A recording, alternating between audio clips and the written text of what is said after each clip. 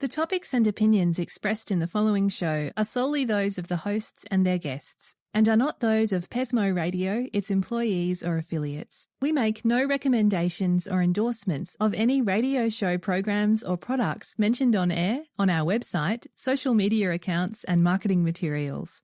No liability, explicit or implied, shall be extended to Pesmo Radio, its employees or affiliates. Any questions or comments should be directed to those show hosts. Thank you for choosing Pesmo Radio. Are you a songwriter? Are you looking to turn your songwriting passion into a full-time gig? Whether you are just at the start of your songwriting journey or a seasoned industry professional, this show is made for you. Welcome to the Songwriter Show, bringing together songwriting news, interviews, and community. Now, welcome your host, Sarantos. Thank you for tuning in and welcome back to the Songwriter Show. I'm your host, Sarantos. I'm a solo music artist who's been writing lyrics for as long as I can remember. Words are very important to me, and that's why I love spending every Tuesday night with you. I believe that every song is a story. The Songwriter Show is broadcast live on #1 ranked Pesmo Radio and has listeners in all 206 countries in the world and every state in the U.S. The station is also licensed with ASCAP, BMI, CSAC, and Sound Exchange, and has partnerships throughout the music industry, including, of course, iHeartRadio and exposure to over 300 million listeners. Tonight's first and only guest is PHARMACOSE. PHARMACOSE was formed in 2017 by singer, songwriter, guitarist Wes Jones and producer Lucio Rubino in the Jacksonville and St. Augustine, Florida area. Previously releasing material under the name Digital Array, they have since rebranded as PHARMACOSE, a portmanteau of pharmaceutical and comatose. Their latest EP, Prescription Fiction Part 1, is available on all streaming outlets as of 5/1/2020. This month, they released the next single, The Clearing. A second EP, entitled Prescription Fiction Part 2, is going to follow later this year. And the first single off that EP, Does It Matter?, is available for streaming this weekend. And now, welcome this week's special guest.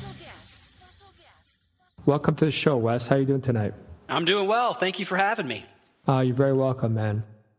Is it a two-person band, or do you kind of do everything, or how does that work? No, so it originally started as me and Lucio. We met through a friend, and I went to him. I've written music over the years and had kind of dabbled in the Logic and producing thing. And went to him with some songs, and we recorded them, and we put out an album under Digital Array. But, we kind of just wanted to rebrand a little bit. And so we had also added his buddy who recorded the drums on the album, Alberto Cruz.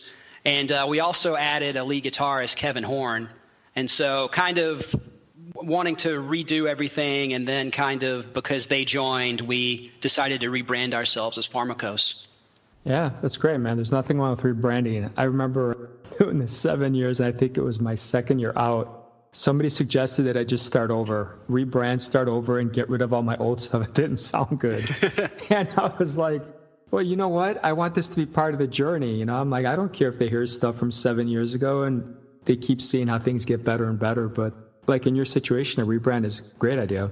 Well, we're still going to release the old songs. Doesn't Matter is one of the songs from the old album, the Digital Array album. And we just went back and we wanted to give Kevin a chance to lay in some of his lines.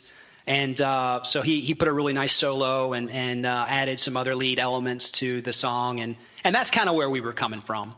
Yeah, no, I think that's fine. Let me ask you, do you think it's easier the second time around? Because I feel like sometimes you learn from your mistakes, and when you do it a rebrand or a second time around, it sometimes seems easier. Do you feel like that? Yeah, I think I have. First off, Lou and I kind of know each other a lot better now.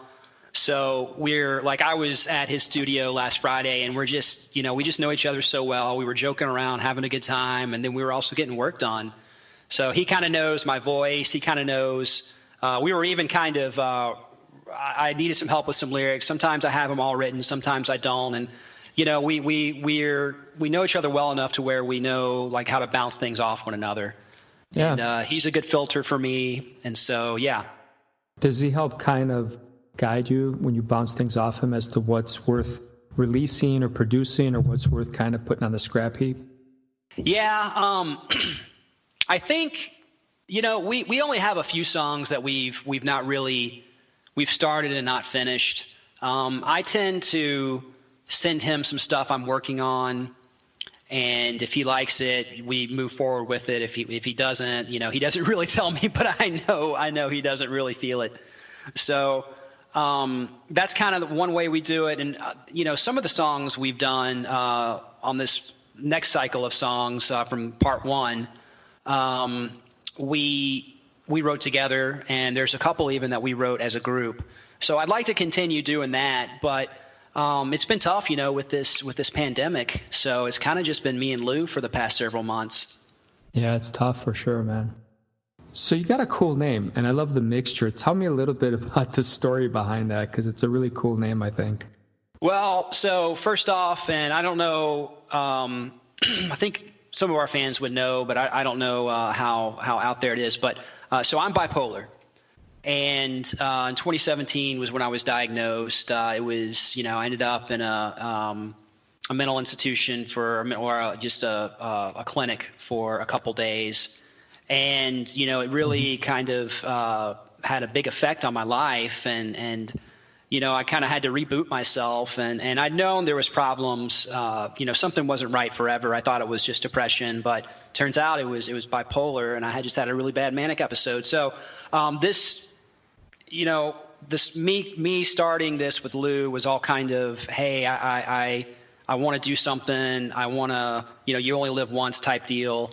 And so I wanted to get these songs down before, I just kind of lost interest or whatever else, or life got in the way. And so, later on down the line, my medicine had kind of gotten optimized. Well, I should say the mania is easy to control with medicine, but the depression part is a little bit harder. And so I was still kind of not optimized. I was kind of on the low end of the spectrum, and I just kind of felt run down sometimes. And so I just kind of came up with that name because I felt a little bit comatose at times, and the pharmaceutical comatose. I just put it together. Yeah, no, it's great.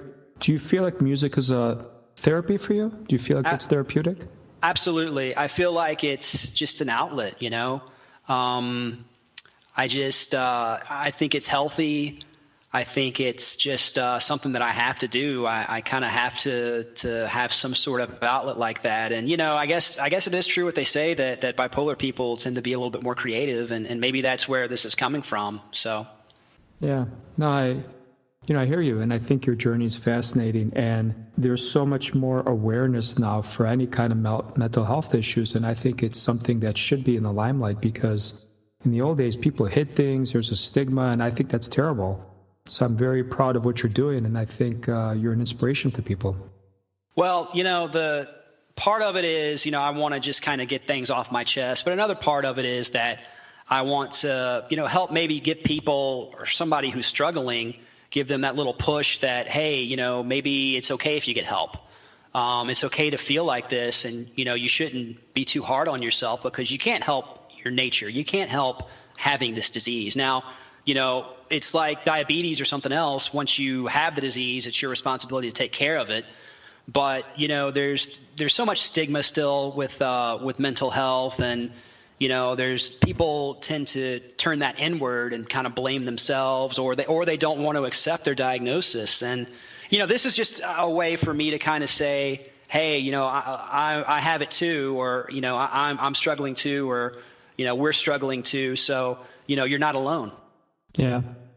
The one good thing about music is, I think, like you said, we're all struggling, whether you have a diagnosis or you don't. And I think that's important for people to know, because it's cathartic for you, it's cathartic for me, but also in people that don't make music, it's something that pushes their buttons, and there's a reason why it's relatable to them. Yeah, and I think pushing your buttons is a really good way to put it, because I think it kind of puts things in the conversation too. And it kind of makes people, if somebody listens to it, it kind of makes them maybe not just question their own feelings, but maybe how they look at others, and how they, if they have a brother or a sister or a friend who's struggling, maybe it kind of gives them a new perspective. Yeah. Tell us a little bit about when you started playing and why you started playing. So I have been playing, I started playing violin when I was really young, when I was about 6 years old. And so I played that up through college. And but around 17 or so is when I picked up the guitar. And, I'd always loved rock music. And rock music, I like classical music, don't get me wrong. I loved playing it. But rock music was always, me and my dad would listen, or still listen to the same stuff. My dad is, in his 60s now and listens to Tool. So, I was kind of born and raised into, a rock family. And, I think it was just a matter of time before I picked it up. And, what really inspired me was I listened to Jar of Flies album by Alice in Chains. And I was just like, I got to learn how to play that song Nutshell. Yeah. And that's kind of where it all started. And I've been playing ever since. Wonderful. Were you influenced by any old records or tapes specifically that you can tell us about? Yeah, Jar of Flies. That song, that record's over 20 years old now. So, that's kind of considered a classic now. Alice in Chains records really kind of influenced me. A lot of the grunge stuff influenced me. I would say 9 Inch Nails stuff, kind of, especially early 9 Inch Nails. I think Pretty Hate Machine came out in 89. So, Depeche Mode, because I really like synths, and I think in the future you might hear some more of that, but kind of that stuff, kind of some synthwave stuff that kind of came out during the 80s. I feel like that is something that is starting to influence me more. But, there's also the pure rock thing. It's Queens of the Stone Age and those type of just, rock bands that have been there for a while, man. I just can't get enough of it. Yeah, no, I hear you. I think some of those vintage rock groups, 80s is probably my favorite genre, but I love Def Leppard and just some of those groups but definitely 60s, 70s, there's some classic rock acts there. Oh yeah, I'm wearing a Pink Floyd shirt right now. I used to study to Pink Floyd, and I would just turn on, 4 records back to back to back and just study. Yeah. And they're, I would consider them obviously, and just Led Zeppelin. But it all builds on one another. If you like Led Zeppelin, then you like blues. So because it all comes from that. So yeah. What do you think about, I guess, old timers like us who enjoyed records start to finish versus now the single age streaming where people might not necessarily know the whole story? They say studies in the first 3 or 5 seconds, people know if they're going to skip a song or not, which is insane to think about because usually it doesn't have lyrics yet. Yeah, I think it's just evolution. And I think it's probably with the advent of computers where it was always going. I still see a lot of artists releasing records, especially the bigger ones. And I think the big thing is they can afford to do it. I think if you're a smaller artist, you can't really afford to spend a lot of time and effort and money, for that matter, on recording a full record before releasing stuff. So I think, I get it. I would prefer to, I like concept albums. Like, for instance, I like Mars Volta, Deloused at the Comatorium is one of my favorite records. And that's kind of a concept album, and it tells a story from kind of beginning to end. Yeah. And so I like that continuity. But, I totally get where things are coming from in terms of Spotify and streaming. Because, people also, where do you listen to music the most? At the gym, in the car? And you don't necessarily you can't necessarily listen to a whole record, Yeah, no, absolutely. Tell us a little bit about your process. Music first, lyrics first, melody first. It always changes. It used to be that I would hear like a line, or I'd come up with kind of a song idea or really just a lyric, and I would build it from there, and then I'd write the song to kind of fit around that. But, but I was mostly working on my own during that time. When you start working with other people, there's some give and take. And so, Lou has had almost like complete songs done that I really liked, and that I ended up just adding the lyrics and the vocal melody to. So I think it just kind of depends on, but then there's other songs where I just bring him kind of almost fully done or fully done.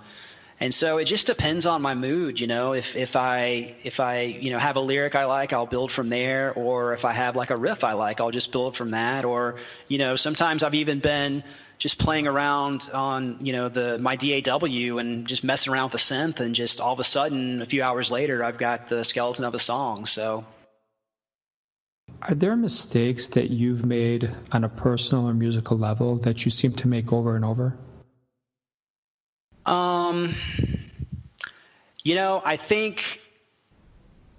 I think sometimes I don't just want to go with it. I tend to have a tendency to try to perfect everything. And I think that's just kind of a function of where music is these days, because we have, with DAWs and bedroom production, basically, we have such control over what we do. And, and especially with, that's reflected on professionally recorded albums too. I mean, everything is just perfect.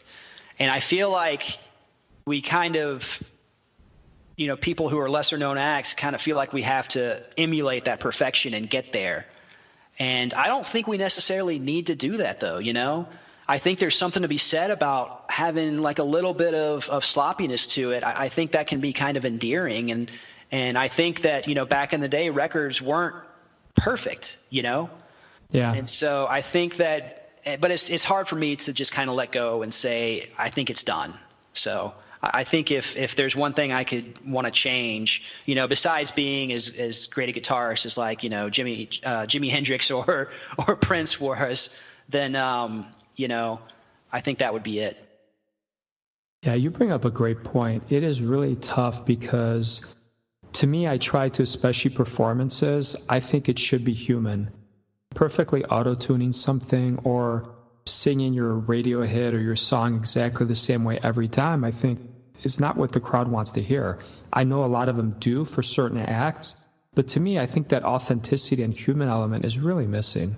And I don't think we should quantize every instrument and make things perfect, because sometimes there's something to the vibe where something's a little off or it's a little different. Vibe is a great word. And I think that, anybody that has spent enough time producing music or playing music really understands that word vibe, because there are so many things, like you say, just a little bit of sloppiness or just a little bit of, for instance, the Alice in Chains record, Dirt.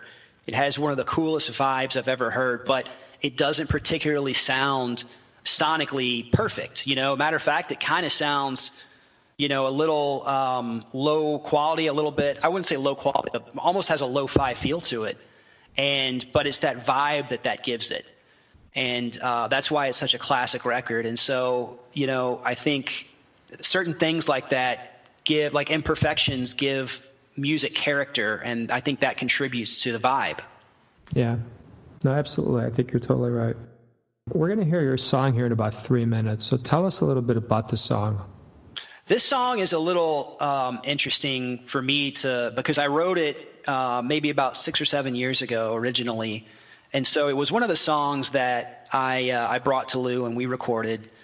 And so the thing is, though, looking back now, so at the time I was kind of writing about just kind of how I felt out of place sometimes, and I felt that I was kind of striving to do something unique, and other people around me were just kind of walking around in the same mold. And I felt like the relationship I was in at the time, it was causing some friction because of that. And so it's interesting looking back now that I have a bipolar diagnosis, that I feel like some of that friction was obviously caused by that, but it's also kind of my outlook about things back then was affected by not being treated. So, it's a song that I hope has a vibe that kind of speaks to that. So, but like I said, it's just interesting to me looking back and kind of seeing where my headspace was. So, yeah. Well, and that's part of what makes us older and wiser, right? Is you can look back and learn from how you were in a way too. Yeah, absolutely. Yeah. What's the lead instrument in this song? The bass has a really kind of a cool lick that kind of drives the song, and then Kevin's lead guitar, there's a cool solo in there that I really think people will enjoy. Awesome. All right, man. Wes, let's take a listen to it, and then we'll come back and talk a bit more, buddy, okay? Thanks. I appreciate it. All right, here we go. Check this out.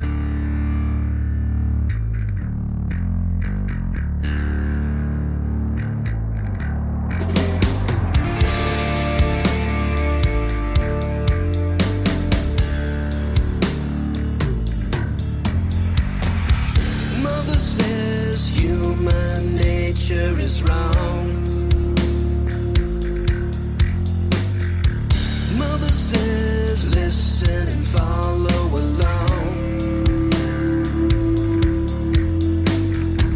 Mother says supplicate, humiliate and love prostrate.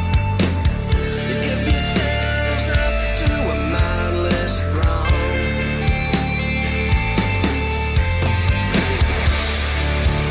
Forget all as you are and all as you've been told. Just laugh off the sky and break this mold. Ashamed of your wicked thoughts, a jealous juggernaut who knew such pretty birds could use these cruel words. Does it matter really how all of us now?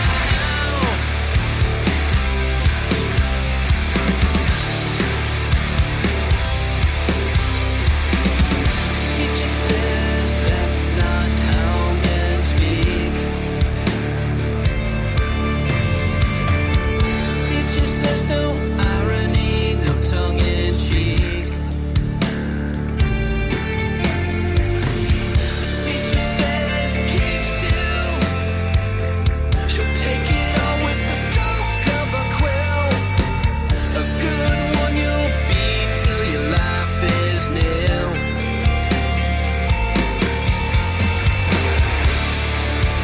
Forget all as you are and all as you've been told. Just laugh off the sky and break this mold.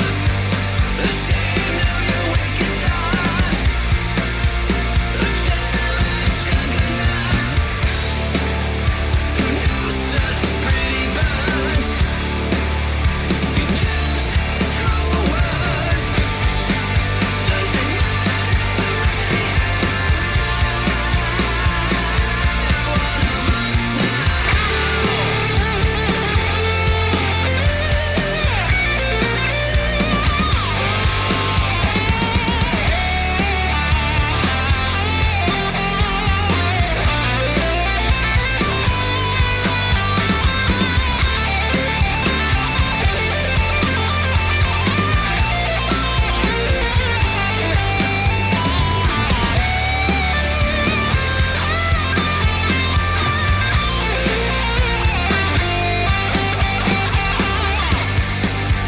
ashamed of your wicked thoughts, a jealous juggernaut who knew such pretty birds could use these cruel words. Does it matter really Does it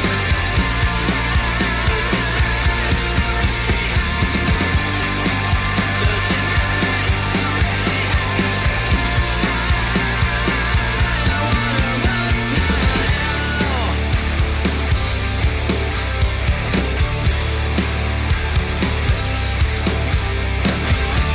All right, Wes, that was really cool, man.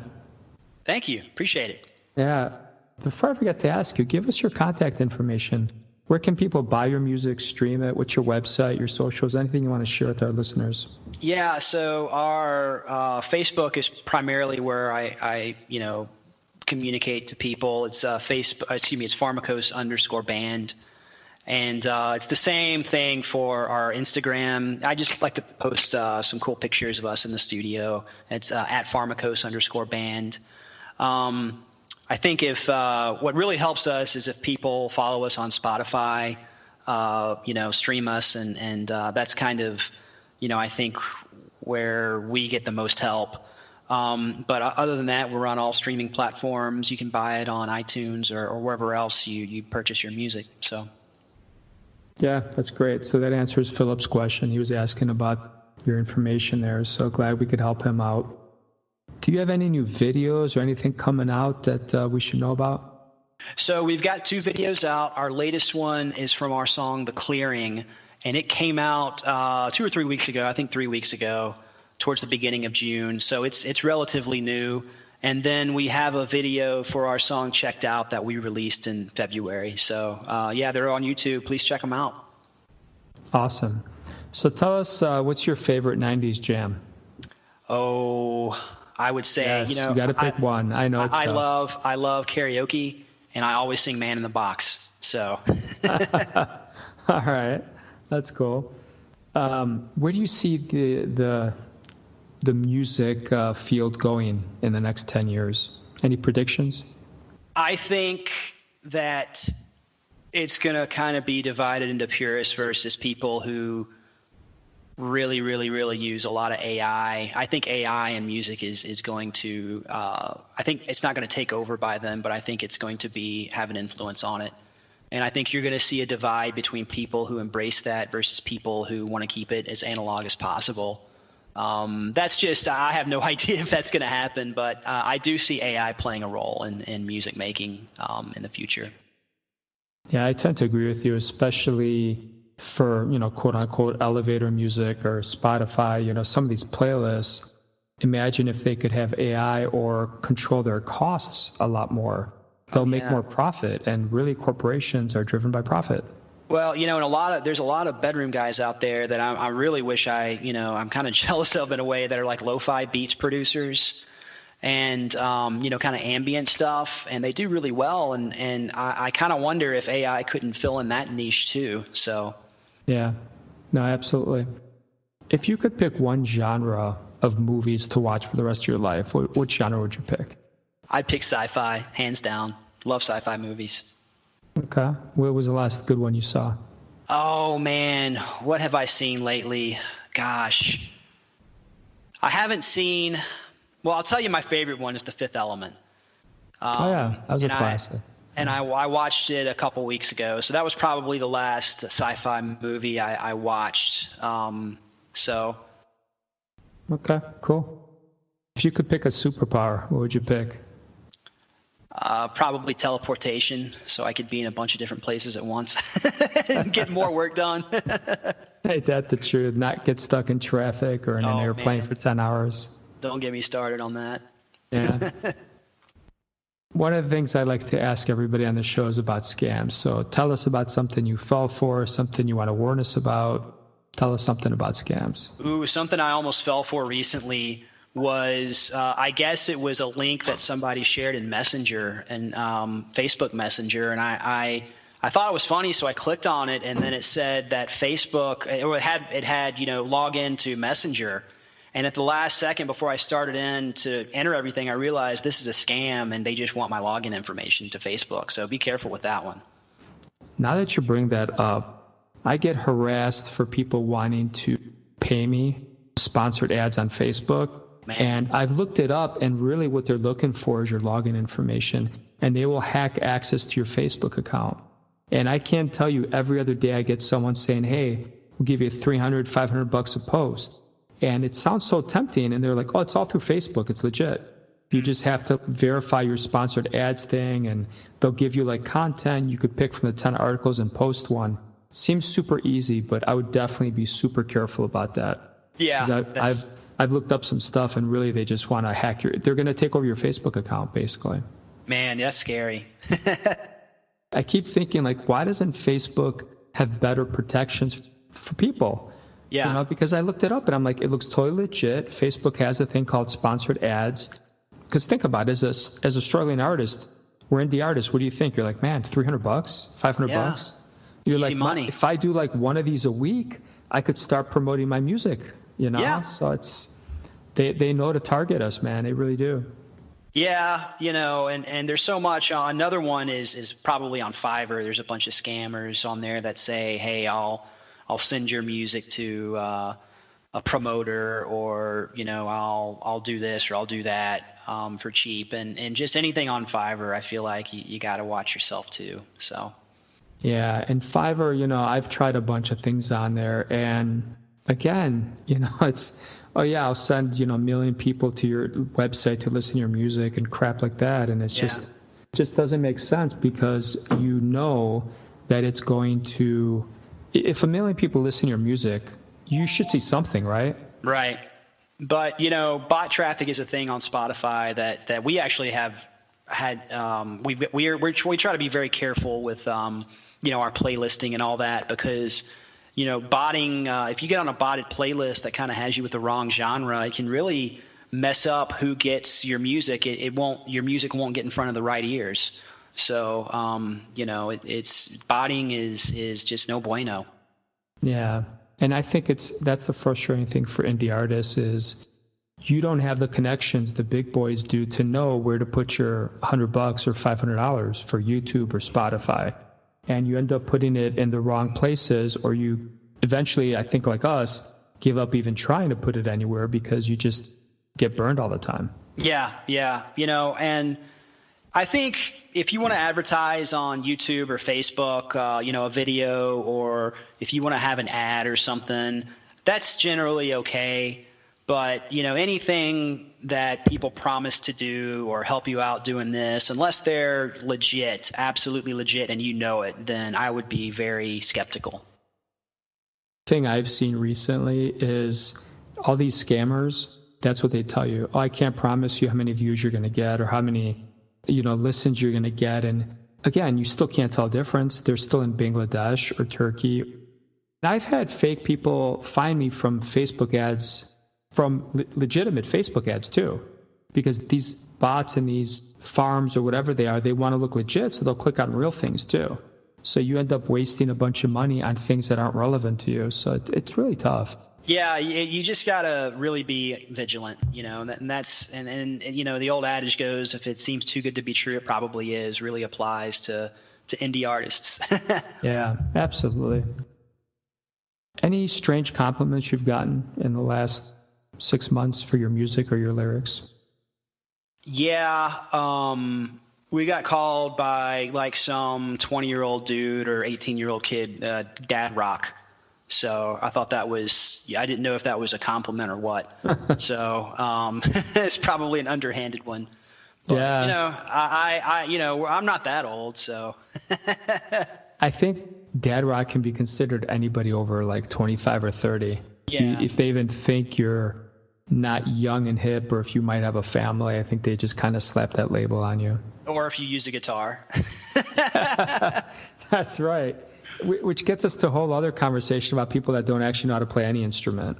Just do loops and beats and don't understand chords or keys. And there are a lot of people out there like that, which I never realized until the last 2 years. Well, the thing is, think of a director. Directors have the Foley artists who do the sound, and so it's kind of it's kind of just given to somebody else to let them do it. And in a way, like I see samples as being okay because of that, as long as you kind of make it your own and do something to it and kind of twist it.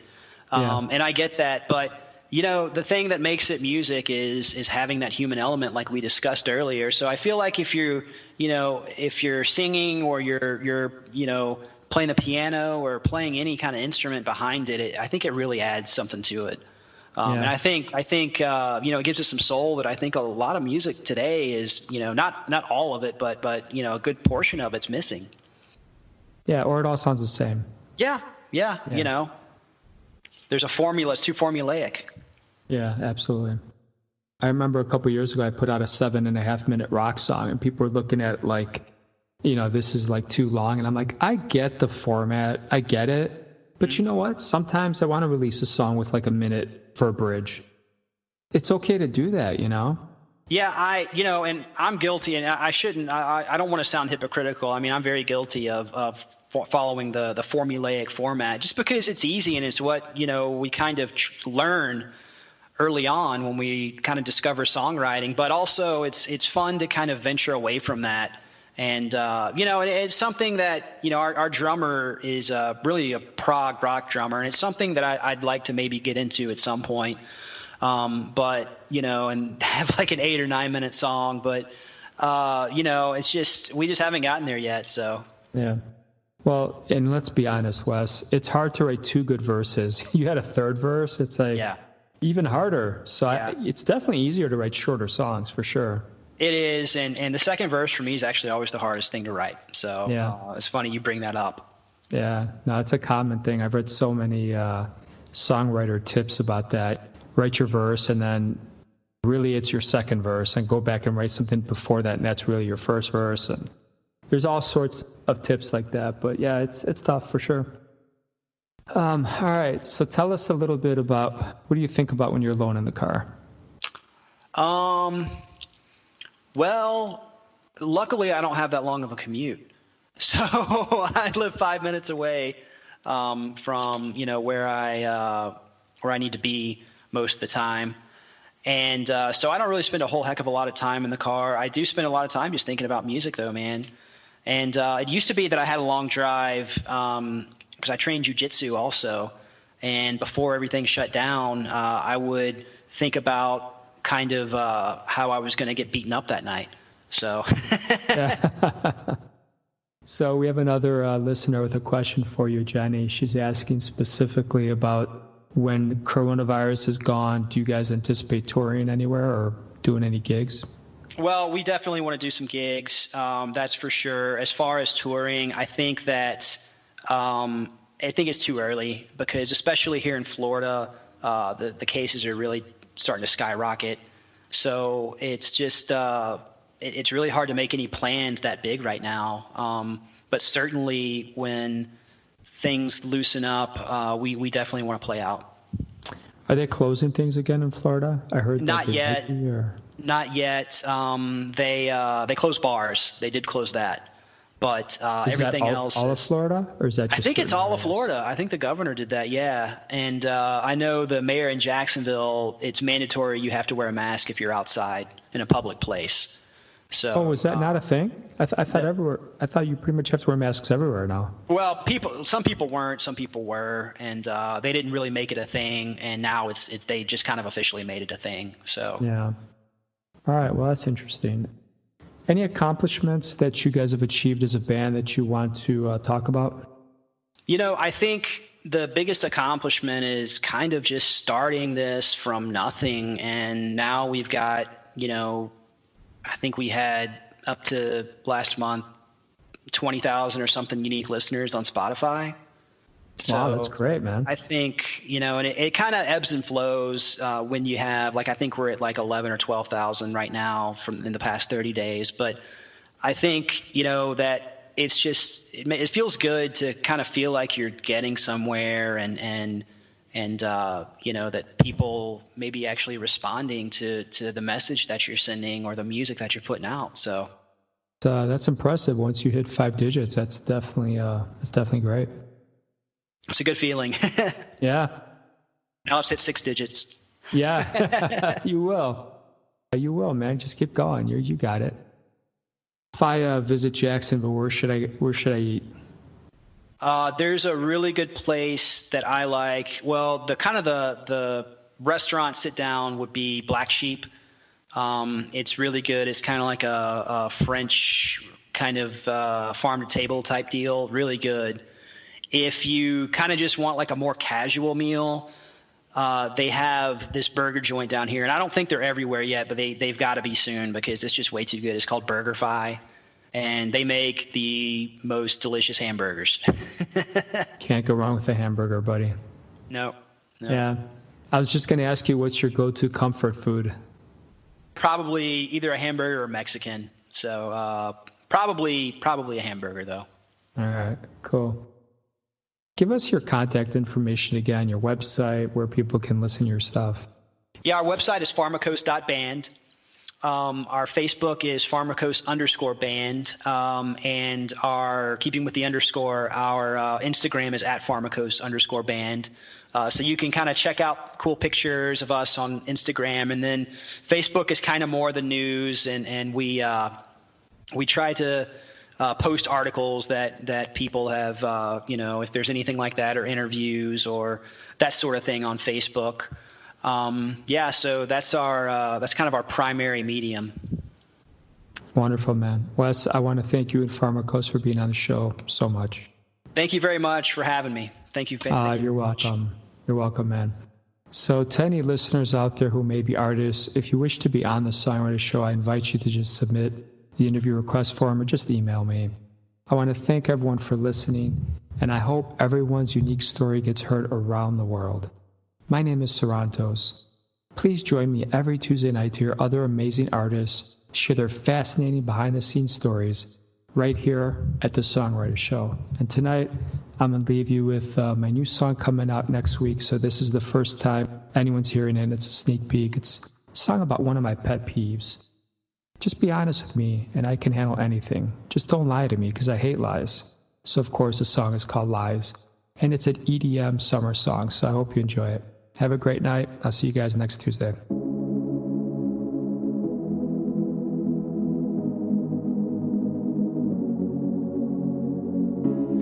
I stay though I'm being deceived. It'd be okay if you paid just a little attention to me. At times, I turn not to ask why. At times, it's better not to cry or even ever try. Running out of time, running for my life. I can't live a lie. I can't live with you. I can't live with lies. I can't live with you. I can't live with lies. Big and small, Lies. Lies. tell them all. Lies. Lies. Day and night, Lies. Lies. just not right. Lies. Lies, Big and small. lies, lies, Tell them all. lies, lies, Day and night. lies, It just feels right. and lies.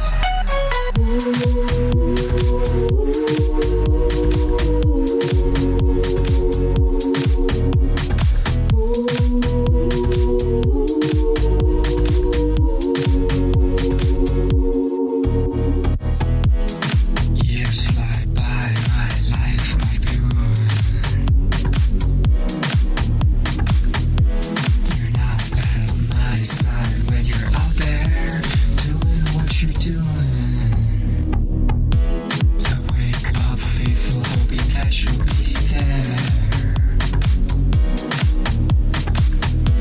A hint of betrayal could have stuck to your hair, hanging in the air. Running out of time, running for my life. I can't live a lie. I can't live with you. I can't live with lies. I can't live with you. I can't live with lies. Big and small, Lies. Lies. tell them all. Lies. Lies. Day and night, Lies. Lies. just not right. Lies. Lies, Big and small.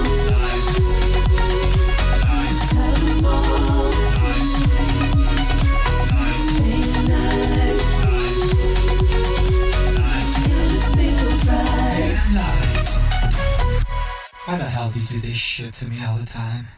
Thank you for listening to The Songwriter Show.